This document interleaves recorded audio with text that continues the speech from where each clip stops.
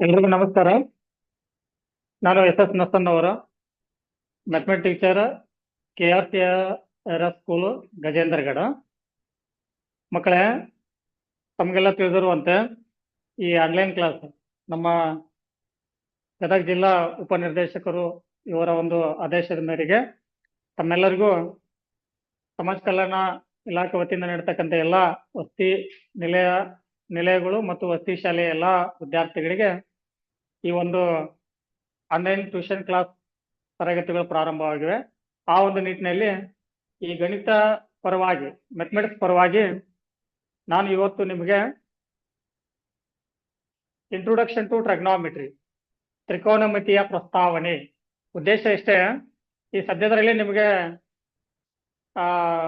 ಗದಗ ಜಿಲ್ಲಾ ಶಿಕ್ಷಣ ಇಲಾಖೆ ವತಿಯಿಂದ ಅನ್ವೇಷಣಾ ಪರೀಕ್ಷೆ 2 ಮತ್ತು ನಮ್ಮ ಕ್ರೈಸ್ ಇಲಾಖೆಯಿಂದ ಕ್ರೈಸ್ ಕಾಮನ್ ಟೆಸ್ಟ್ 2 ನಡೀತಾ ಇದೆ.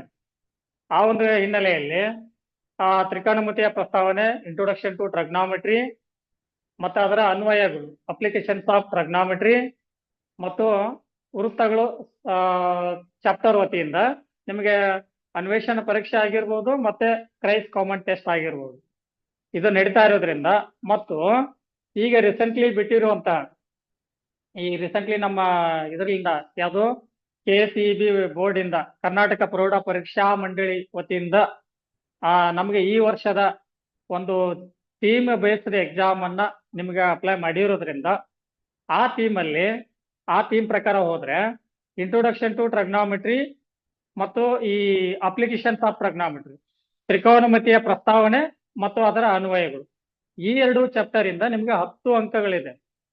10 ಅಂಕ ಇದೆ. ಆ 10 ಅಂಕದಲ್ಲಿ ತ್ರಿಕೋನಮಿತಿಯ ಅನ್ವಯಗಳು ಅಂದ್ರೆ ಅಪ್ಲಿಕೇಶನ್ಸ್ ಆಫ್ ಟ್ರಿಗ್ನೋಮೆಟ್ರಿ, ಈ ಚಾಪ್ಟರ್ಗೆ 4 ಅಂಕ ಅಂದ್ರೆ 4 ಅಂಕದ ಒಂದು ಪ್ರಶ್ನೆಯನ್ನ ಕೇಳ್ಬಿಟ್ಟು ಇನ್ನ 6 ಅಂಕವನ್ನು ಈ ತ್ರಿಕೋನಮಿತಿಯ ಪ್ರಸ್ತಾವನೆ, ಇಂಟ್ರೊಡಕ್ಷನ್ ಟು ಟ್ರಿಗ್ನೋಮೆಟ್ರಿ ಚಾಪ್ಟರ್ ಇಂದ ತೆಗೆದುಕೊಳ್ಳಲಾಗ್ತದೆ.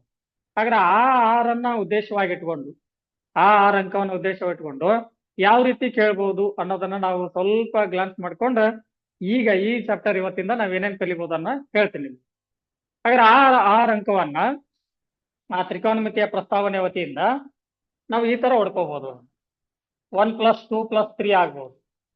ಅದರ ಅರ್ಥ ಏನಂತಂದ್ರೆ, ಒಂದು ಇಲ್ಲೇ ತ್ರಿಕೋನಮಿತಿಯ ಪ್ರಸ್ತಾವನೆಯಲ್ಲಿ ಇಂಟ್ರೊಡಕ್ಷನ್ ಟು ಟ್ರಿಗ್ನೋಮೆಟ್ರಿಯಲ್ಲಿ 3 ಅಂಕದ ಸಾಕಷ್ಟು ಪ್ರಶ್ನೆಗಳದಾವ, 2 ಅಂಕದ ಸಾಕಷ್ಟು ಪ್ರಶ್ನೆಗಳದಾವ, 1 ಅಂಕದಂತೂ ಸಿಕ್ಕಾಪಟ್ಟೆ ಕೇಳ್ಕೋಬಹುದು. ಈ ಒಂದು ನಿಟ್ಟಿನಲ್ಲಿ ಈಗಿರೋ ಮಾಹಿತಿ ಪ್ರಕಾರ ಒಂದು 3 ಅಂಕದ ಇರ್ತದ, ಒಂದು 2 ಅಂಕದ ಇರ್ತದ, ಒಂದು 1 ಅಂಕದ್ದು.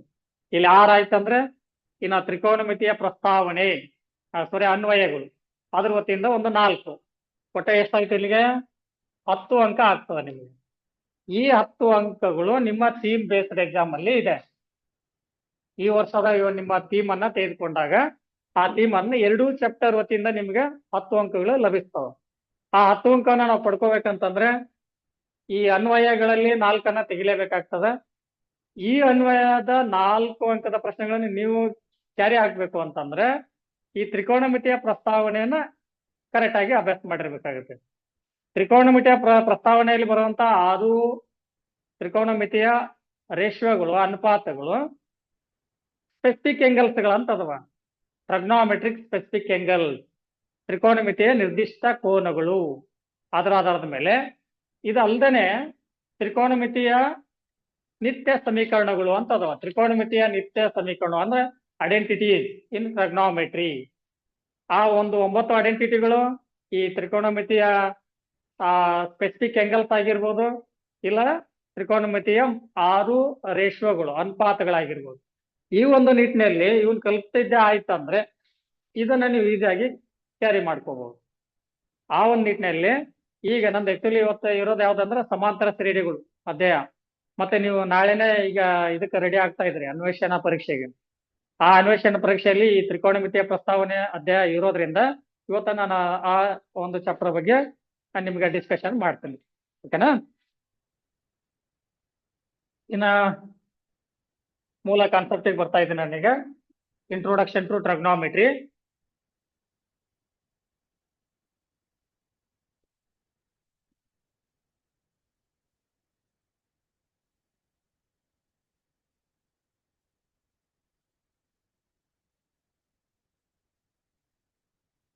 ತ್ರಿಕೋನಮಿತಿ.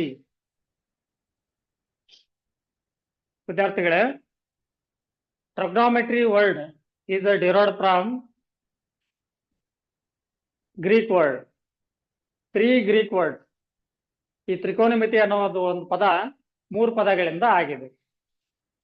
ಅದರಲ್ಲಿ ಮುಖ್ಯವಾಗಿ ತೆಗೆದುಕೊಂಡ್ರೆ ನಾವು ಟ್ರೈ ಅಂತ ತಗೊಂತಾ ಇದ್ವಿ. ಅದರಲ್ಲಿ ಇರ್ತಕ್ಕಂಥ ವರ್ಡ್ ಅನ್ನ ಹೊಡ್ಕೊಂಡ್ರೆ ಟ್ರೈ, ಗೋನೋ ಅಂತ ಹೇಳಿ. ಇನ್ನು ಮುಂದೆ ಅಲ್ಲಿ ಮೆಟ್ರಿ ಅಂತ ಇದೆ ಅಲ್ಲ, ಮೆಟ್ರಾನ್. ಈ 3 ವರ್ಡ್ಗಳ ಮೀನಿಂಗ್ ಅನ್ನ ತೆಗೆದುಕೊಂಡಾಗ ಟ್ರೈ ಅಂದ್ರೆ ನಾವು ಆಲ್ಮೋಸ್ಟ್ ಅಲ್ಲ ನಿಮಗೆ ಗೊತ್ತೇ ಇರ್ತದ, 3 ಅಂತ ಹೇಳ್ತೀರಿ.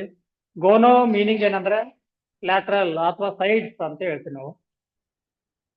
ಇನ್ನ ಮೆಟ್ರಾನ್ ಮೆಜರ್ಮೆಂಟ್.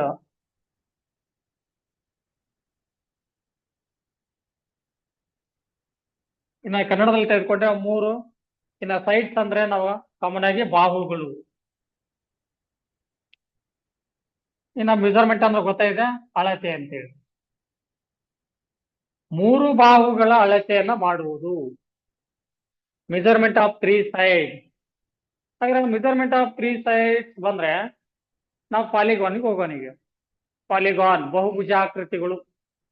ಓಕೆ, ಫಸ್ಟ್ ಪಾಲಿಗಾನ್ ಅಂತ ತಿಳ್ಕೊಬೇಕಾದ್ರೆ ಅದು ಬೌಂಡೆಡ್ ಫಿಗರ್ ಆಗಿರ್ಬೇಕು ಅಂತ ಹೇಳ್ತೀವಿ ನಾವು ಜಾಮೆಟ್ರಿಯಲ್ಲಿ. ಅದ ಯಾವ್ದಾರ ಫಿಗರ್ ತಗೊಳ್ಳಿ, ಯಾವ್ದಾರ ಒಂದು ರೇಖಾಗಣಿತದ ಆಕೃತಿ ಅಂತ ತೆಗೆದುಕೊಂಡಾಗ ಬಾಹುಗಳಿಂದ ಆವರಿಸಿರಬೇಕು ಒಂದು ಬೌಂಡೆಡ್ ಫಿಗರ್. ಅಟ್ಲೀಸ್ಟ್ ಅದು ಬೌಂಡ್ ಆಗ್ಬೇಕಂದ್ರೆ ನಮಗೆ 3 ಸೈಡ್ಸ್ ಬೇಕಾಗ್ತದೆ. 3 ಸೈಡ್ಸ್ ಬೇಕೇ ಬೇಕು. ಈಗ ಎಕ್ಸಾಂಪಲ್ ತೆಗೆದುಕೊಂಡ್ರೆ ಒಂದು ಲೈನ್, ಒಂದು ಸೈಡ್, ನಾವು 2 ಸೈಡ್ಗಳನ್ನ ಏನಾದ್ರು ಇಂಟರ್ಸೆಕ್ಟ್ ಮಾಡ್ತಾ ಹೋದ್ರೆ, ಅವುಗಳ ಅಂತ್ಯ ಬಿಂದುಗಳಲ್ಲಿ ಸಂಧಿಸ್ತಾ ಹೋದ್ರೆ ಭಾಳ ಅಂದ್ರೆ ನಾವ್ ಏನ್ ಮಾಡ್ಕೋಬಹುದು ಅಂದ್ರೆ ಎಂಗಲ್ ಮಾಡ್ಕೋಬಹುದು ಅಷ್ಟೇ. ಎಂಗಲ್ ಆದ್ಮೇಲೆ 3 ಸೈಡ್ಸ್ ಗಳಿಂದ ನಾವು ಅದನ್ನ ಇನ್ನೊಂದು ಸೈಡ್ ಏನಾದ್ರೆ ಎಕ್ಸ್ಟ್ರಾ ತಗೊಂಡ್ ಬಂದ್ರೆ ಆಲ್ಮೋಸ್ಟ್ ಆಲ್ ಅದು ಬೌಂಡೆಡ್ ಫಿಗರ್ ಆಗಿಬಿಡ್ತದೆ. ಅವಾಗ ಏನಾಯ್ತು ಹೇಳ್ರಿ, ಈಗ ತ್ರಿಭುಜ, triangle. Okay, so triangle is the first member of polygon. ಬಹುಭುಜಾಕೃತಿಗಳ ಮೊದಲ ಸದಸ್ಯ ಯಾರಪ್ಪ ಅಂತಂದ್ರೆ ತ್ರಿಭುಜ ಅಂತ ಹೇಳ್ತೀವಿ. ಈ ತ್ರಿಭುಜದಲ್ಲೇ ಈಗ ನಾವು 3 ಸೈಡ್ಸ್ ಅನ್ನ ಹುಡುಕ್ತಾ ಇದ್ವಿ. ಅಂದ್ರೆ ಟ್ರಿಗೊನೋಮೆಟ್ರಿ ಇಂಡೈರೆಕ್ಟ್ ಆಗಿ ರಿಲೇಟ್ ಎದಕ್ ಬರ್ತದಂದ್ರೆ ಟ್ರಯಾಂಗಲ್ಗೆ. ನಾವು 3 ಸೈಡ್, ಈಗ ಇದ್ರ ಮೀನಿಂಗ್ ಅನ್ನ ತೆಗೆದುಕೊಂಡಾಗ 3 ಬಾಹುಗಳ ಅಳತೆ ಅಂತ ಅರ್ಥ ಆಯ್ತು. ಈಗ 3 ಬಾಹುಗಳು ಬರೋದೇ ತ್ರಿಭುಜದಲ್ಲಿ, ಟ್ರಯಾಂಗಲ್ ಅಲ್ಲಿ. ಮೆಜರ್ಮೆಂಟ್ ಆಫ್ 3 ಸೈಡ್ಸ್ ಅಂತ. ಹಾಗಾಗಿ ಒಟ್ಟನಾಗಿ ಟ್ರಿಗೊನೋಮೆಟ್ರಿ ಅಂದ್ರೆ ಡೆಫಿನಿಷನ್ ಏನು ಅನ್ನೋದು ಬರ್ತಾ ಇದ್ದೀನಿ ಈಗ. ಒಳ್ಳೆ ಇದ್ರ ಅರ್ಥ ಆಗ್ಬೇಕು ಮೊದಲು. ಇದಾದ್ಮೇಲೆ ಯಾಕೆ ಅಪ್ಲೈ ಮಾಡ್ಕೋಬೇಕು, ಎಲ್ಲಿ ಅಪ್ಲೈ ಮಾಡ್ಕೋಬೇಕು, ಇದನ್ನೆಲ್ಲ ಸಂಪೂರ್ಣವಾಗಿ ನಾವು ತಿಳ್ಕೊಂಡಾಗ ಅವಾಗ ಈ 6 ಅನುಪಾತಗಳು, 6 ರೇಷಿಯೋಗಳು ಯಾವ ತರ ಬರ್ತಾವ ಅನ್ನೋದನ್ನ ತಿಳ್ಕೊಳ್ಳೋಣಂತೆ. ಒಟ್ಟಾರೆಯಾಗಿ ಈಗ ತ್ರಿಕೋನಮಿತಿ ಅಂದ್ರೆ 3 ಬಾಹುಗಳ ಅಳತೆ ಅಂತ ಆಗಿದೆ. Measurement of 3 side. ಓಕೆ, ಆ 3 ಸೈಡ್ಸ್ ಎಲ್ಲಿ ಬರ್ತಾವ ಅಂತ ತೆಗೆದುಕೊಂಡಾಗ ಪಾಲಿಗಾನ್ ಬಗ್ಗೆ ಸ್ವಲ್ಪ ಇಂಟ್ರೊಡಕ್ಷನ್ ತಗೊಂಡ್ಬಂದ್ವಿ. ಆ ಪಾಲಿಗಾನ್ ಅಲ್ಲಿ ಫಸ್ಟ್ ಮೆಂಬರ್ ಯಾರಂದ್ರೆ ಟ್ರಯಾಂಗಲ್ ಅಂತ ಹೇಳಿದ್ವಿ. ಹಾಗಾದ್ರೆ ಮೆಜರ್ಮೆಂಟ್ ಆಫ್ 3 ಸೈಡ್ ಅಂದಾಗ ನಾವು ಡೈರೆಕ್ಟ್ ಆಗಿ ಟ್ರಯಾಂಗಲ್ ಹೋದ್ವಿ. Specially trigonometry is relate with the right angle triangle. Okay, ಹಾಗಾದ್ರೆ ನಾವು ಟೈಪ್ಸ್ ಆಫ್ ಟ್ರಯಾಂಗಲ್, ತ್ರಿಭುಜದ ವಿಧಗಳನ್ನ ತೆಗೆದುಕೊಂಡಾಗ based on angle and based on side. Based on side equilateral triangle, isosceles triangle, scalene triangle. ಸಮಬಾಹು ತ್ರಿಭುಜ, ವಿಷಮಬಾಹು ತ್ರಿಭುಜ, ಸಮದ್ವಿಬಾಹು ತ್ರಿಭುಜ. ಸಮಬಾಹು ತ್ರಿಭುಜ 3 ಬಾಹುಗಳು ಸಮವಾಗಿರುವಂಥದ್ದು. ಸಮದ್ವಿಬಾಹು ತ್ರಿಭುಜ ಯಾವ್ದಾದ್ರೂ 2 ಬಾಹುಗಳು ಸಮವಾಗಿರುವಂಥದ್ದು. ವಿಷಮಬಾಹು ತ್ರಿಭುಜ 3 ಬಾಹುಗಳು ಬೇರೆ ಬೇರೆ ಅಳತೆಗಳನ್ನ ಹೊಂದಿರುವಂಥದ್ದು. ಇನ್ನ ಇಂಗ್ಲಿಷ್ನವ್ರು ತೆಗೆದುಕೊಂಡ್ರೆ equilateral triangle, measurement of 3 side are equal. In a triangle, any 2 sides, measurement of any 2 sides are equal, isosceles. In a triangle, measurement of all 3 sides are different, scalene triangle. Okay, it is the based on sides of the measurement of sides of triangle. Then based on angle. In a triangle, measurement of all 3 angles are less than 90 degrees. It means they are acute angle. less than 90 degree. Acute angled triangle. In a triangle, measurement of one angle is equal to 90 degree. Measurement of one angle is equal to 90 degree. Then it is a right angled triangle. Then measurement of one angle is greater than 90 degree. One angle, ಮೂರಲ್ಲಿ ಒಂದು angle 90ಗಿಂತ ಹೆಚ್ಚಿಗೆ ಇರುತ್ತೆ. ಅದಕ್ಕೆ ಏನಂತ ಅಬ್ಟ್ಯೂಸ್ angled triangle. ಲಘು ಕೋನ ತ್ರಿಭುಜ, ಲಂಬ ಕೋನ ತ್ರಿಭುಜ, ವಿಶಾಲ ಕೋನ ತ್ರಿಭುಜ. ಲಘು ಕೋನ ತ್ರಿಭುಜದಲ್ಲಿ ಒಂದು ತ್ರಿಭುಜದ ಮೂರು ಕೋನಗಳ ಅಳತೆ 90 ಡಿಗ್ರಿಗಿಂತ ಕಡಿಮೆ ಇರುತ್ತವೆ. ಲಂಬ ಕೋನ ತ್ರಿಭುಜದಲ್ಲಿ ಯಾವುದಾದ್ರೂ ಒಂದು ಕೋನ 90 ಡಿಗ್ರಿಗೆ ಸಮವಾಗಿರುತ್ತದೆ. ವಿಶಾಲ ಕೋನ ತ್ರಿಭುಜದಲ್ಲಿ ಯಾವುದಾದ್ರೂ ಒಂದು ಕೋನ 90 ಡಿಗ್ರಿಗಿಂತ ಹೆಚ್ಚಿನ ಅಳತೆಯನ್ನ ಹೊಂದಿರುತ್ತದೆ. ಈ ಒಂದು ಬೇಸ್ ಮೇಲೆ ಈಗ ನಮಗೆ ಅಲ್ಲಿ ಬೇಕಾಗಿರೋದು ರೈಟ್ ಆಂಗಲ್ಡ್ ಟ್ರಯಾಂಗಲ್. ಇವನ್ನೆಲ್ಲ ಯಾಕೆ ಹೇಳ್ತಾ ಇದ್ದೇನೆ ಅಂತಂದ್ರೆ ಟ್ರಿಗ್ನಾಮೆಟ್ರಿ ನಮಗೆ ಬೇಕಾಗಿರೋದೇ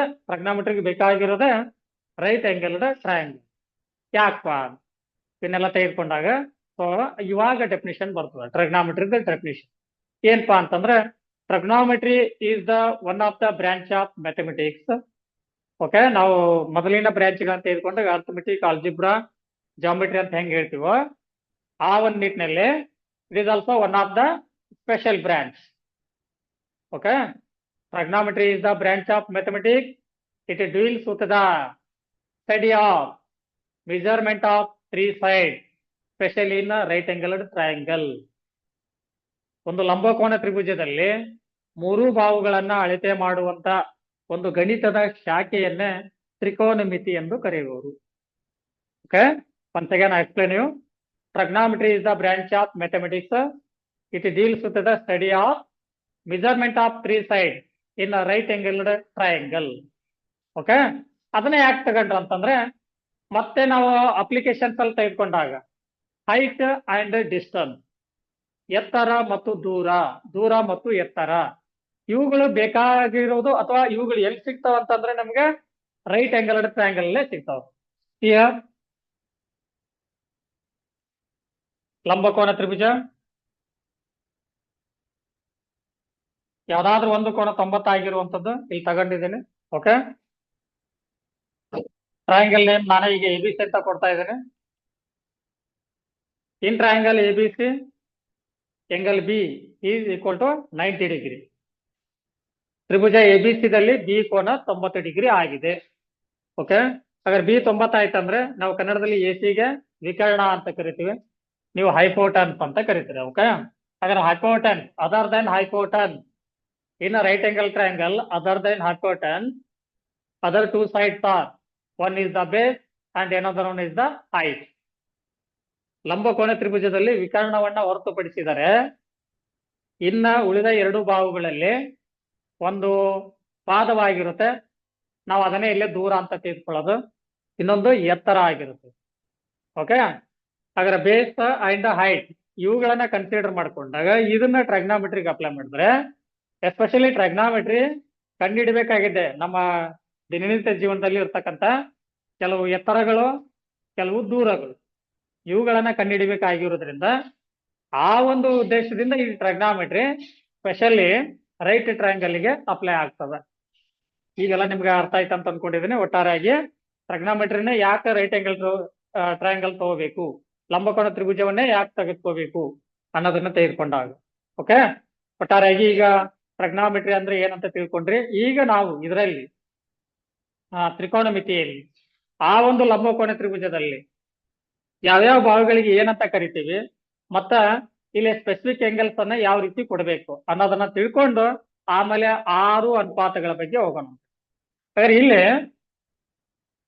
ಒಂದು ಲಂಬಕೋನ ತ್ರಿಭುಜದಲ್ಲಿ ಒಂದು ಲಂಬಕೋನವನ್ನ ಹೊರತುಪಡಿಸಿದರೆ, ಈ ಲಂಬಕೋನವನ್ನ ಹೊರತುಪಡಿಸಿದರೆ ಇನ್ನೆರಡು ಕೋನಗಳು ಇವೆರಡೂ ಸೇರಿ always they are acute angle.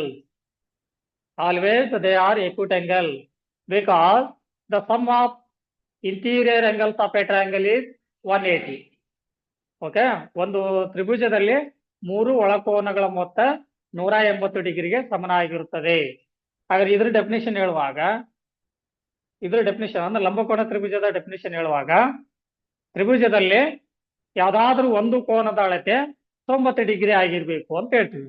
ಹಾಗಾದ್ರೆ ಒಂದು 90 ಆಯ್ತಂದ್ರೆ ಮತ್ತೆ ಇನ್ನೆರಡು ಸೇರಿ 90 ಆಗ್ಬೇಕು. ಇನ್ನೆರಡು ಸೇರಿ 90 ಆಗ್ಬೇಕಂದ್ರೆ ದೇ ಆರ್ ಆಲ್ವೇಸ್ ಎಕ್ಯೂಟ್, ಲಘು ಕೋನಗಳೇ ಆಗಿರ್ತವೆ. ಹಾಗಾದ್ರೆ ಅಂತ ಎರಡು ಲಘು ಕೋನಗಳಲ್ಲಿ ನಾವು ಇಲ್ಲಿ ಎಂಗಲ್ಸ್ ಅನ್ನ ನೋಟಿಫಿಕೇಶನ್ ಮಾಡುವಾಗ ತ್ರಿಕೋನಮಿತಿಯಲ್ಲಿ ತೀಟಾ ಓದ್ಬೇಕಾದ್ರೆ ಕನ್ನಡ ರೀ ಅಂತ ಏನು ಓದಲ್ಲ, ತೀಟಾ ಅಂತ. ಹಾಗಾದ್ರೆ ಇದು ತೀಟಾ ಆಯ್ತಂದ್ರೆ ಇದು 90 ಮೈನಸ್ ತೀಟಾ. ಯಾರಿಗಾರ ಅರ್ಥ ಆಗ್ತದಲ್ಲ? Theta 90 minus theta. ಯಾಕಂದ್ರೆ ಇವೆರಡು ಸೇರಿ 90 ಆಗ್ಬೇಕು. ಓಕೆ, ಹಾಗಾದ್ರೆ ನಾವು ಯಾವ್ದಾದ್ರು ಒಂದ್ ಕಡೆ ಮೆಜರ್ಮೆಂಟ್ ಅನ್ನ ಗುರುತಿಸಿ, ನಿಮ್ಗೆ ಇದ್ರ ಅಂಡರ್ಸ್ಟ್ಯಾಂಡಿಂಗ್ ಏನಪ್ಪಾ ಅಂತಂದ್ರೆ ಇಲ್ಲಿ ತೀಟಾ ಇದೆ ಅಂದ್ರೆ ಇದನ್ನ 90ಯಲ್ಲಿ ಈ ತೀಟಾ ಮೈನಸ್ ಆಗಿ ಬಂದಿರುವಂತ ಎಂಗಲೇ ಅದೇ ಆಗಿರುತ್ತೆ ಅಂತ ಅರ್ಥ. ಎಕ್ಸಾಂಪಲ್ ನಾ ಈ ತೀಟಾ ಬದಲಾಗಿ 30 ಡಿಗ್ರಿ ತಗೊಂತೀನಿ, 30 ಡಿಗ್ರಿ. ಹಾಗಾದ್ರೆ ಇಲ್ಲಿ 30 ತಗೊಂಡಿದ್ರೆ ದಟ್ ಶುಡ್ ಬಿ 60. ಈ ಹಾಗಾದ್ರೆ 60 ಹೆಂಗ್ ಮಾಡಿದ್ರಿ? 90 ಮೈನಸ್ 30.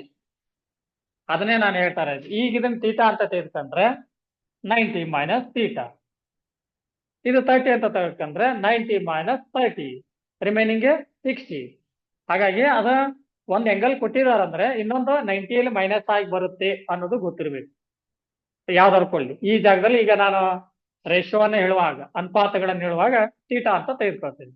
ಇದು ಅಂಡರ್ಸ್ಟ್ಯಾಂಡಿಂಗ್ ಆಗ್ಲಿ ಅನ್ನೋ ಉದ್ದೇಶಕ್ಕೆ ನಿಮ್ಗೆ ಈ ಜಾಗದಲ್ಲಿ 30 ಡಿಗ್ರಿಯನ್ನು ಹಾಕೊಂಡು ತೋರಿಸಿರುವಂಥದ್ದು. ಒಂದ್ ವೇಳೆ ಇದು 45 ಆದ್ರೆ ಇದು 45, ಇದು 60 ಆದ್ರೆ ಇದು 30, ಈ ರೀತಿ ಆ ಸ್ಪೆಸಿಫಿಕ್ ಆಂಗಲ್ಸ್ ಅದರಲ್ಲೇ ತಗೊಂತ ಹೋಗೋಣ. Right, this is theta. ಇದು ಆಲ್ರೆಡಿ 90 ಮೈನಸ್ ತೀಟಾ ಇರುತ್ತೆ ಅನ್ನೋದು ಗೊತ್ತಿರಬೇಕು. ಎಲ್ಲಿ ನಿಮ್ಗೆ ತೀಟಾವನ್ನ ಕೊಟ್ಟಿರ್ತಾರೋ ಅದಕ್ಕೆ ನೇರವಾಗಿ ಅಪೋಸಿಟ್ ಇರುವಂತದ್ದ ಸೈಡೇ ಅಪೋಸಿಟ್ ಸೈಡ್. ಕನ್ನಡದವರು ಅಭಿಮುಖ ಬಾಹು, ಅಭಿಮುಖ. ಇದಕ್ಕೆ ಹತ್ಕೊಂಡೇ ಇರುವಂತದ್ದು ಏನಿರ್ತದಲ್ಲ ಅಡ್ಜಸೆಂಟ್, ಅಡ್ಜಸೆಂಟ್ ಸೈಡ್. ಇದಕ್ಕೆ ನೀವು ಪಾರ್ಶ್ವ ಬಾಹು. ಓಕೆ, ಇನ್ನೊಂದು ಸೈಡ್ ಇದೆ. ಹಾಗಾದ್ರೆ ಲಂಬಕೋನ ತ್ರಿಭುಜಕ್ಕೆ ಎಕ್ಸಾಕ್ಟ್ಲಿ ಅಭಿಮುಖವಾಗಿರುವಂತ ಬಾಹು, the side which is opposite to right angle ಹೈಪೋಟನ್ಸ್.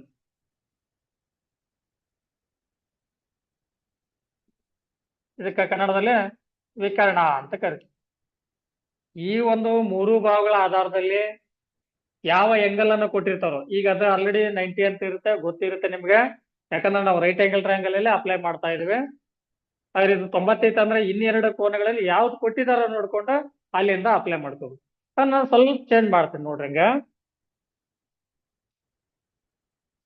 Theta is here, ಇಲ್ಲಿದೆ ತೀಟಾ. ಈಗ ಟ್ರಯಾಂಗಲ್ ಏನ್ ಸೇಮ್ ಇದೆ, ABC.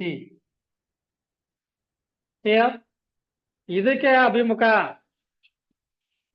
BC, ಇಲ್ಲಿ AB ಅಭಿಮುಖ ಆಗಿತ್ತು.